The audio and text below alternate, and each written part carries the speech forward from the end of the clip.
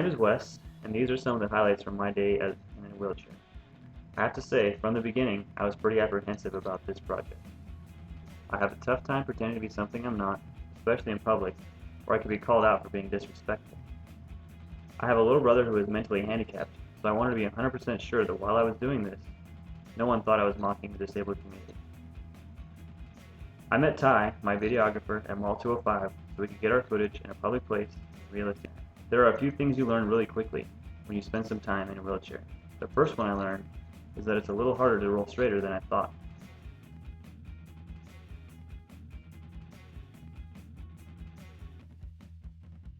The second thing I learned is people are generally very nice, like this lady who held the door open for me. I was intending to hit the wheelchair access button, but she was so nice to help me out, I couldn't just ignore her.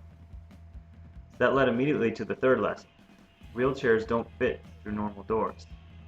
I imagine normal wheelchair users would have thanked the woman for her kindness and just hit the button anyway, knowing they wouldn't fit. But I eventually made it through.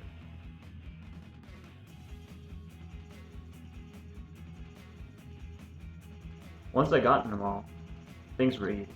The floor was smooth, the pathways were wide. I did some research online, and people said that when you're in a wheelchair, others tend to look at you more than when you're just walking around. I didn't find this to be true, except with children. Kids would stare at me the whole time I rolled past them, which wasn't really all that bad. The entrance to Target was nice and wide, so we went there next. Right away, as I rolled into Target, I noticed that it had a second floor.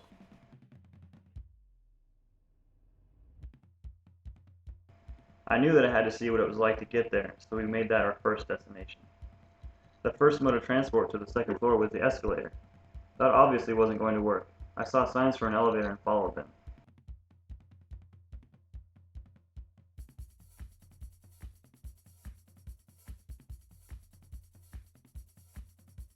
I soon learned another lesson about wheelchairs. They make you a lot shorter. I had to stop and let a group of girls cross my path because they simply didn't see me until they were almost arm's length away. At 6'4", that was a unique experience for me. Arriving at the elevator, I realized that even pushing the button required planning, because it's difficult to get close to anything. One thing the video didn't catch was how well Target planned their elevators. It has doors on both sides, so you can roll in one and out the other without having to turn around.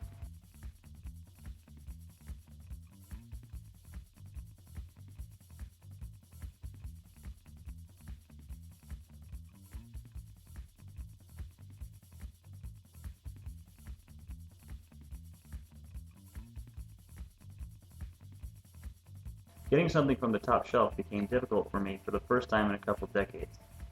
If I didn't have such long arms, I definitely would have needed help to get that game.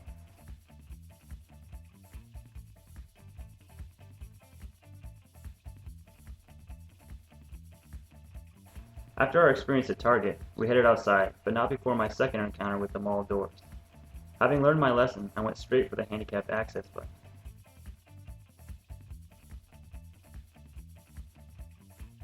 To my chagrin, it didn't even work.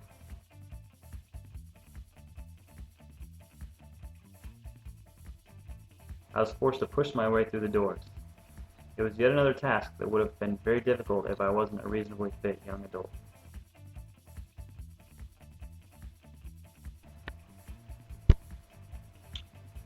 The final challenge I faced was going up and down a wheelchair ramp. It turned out to be a lot more difficult than I thought.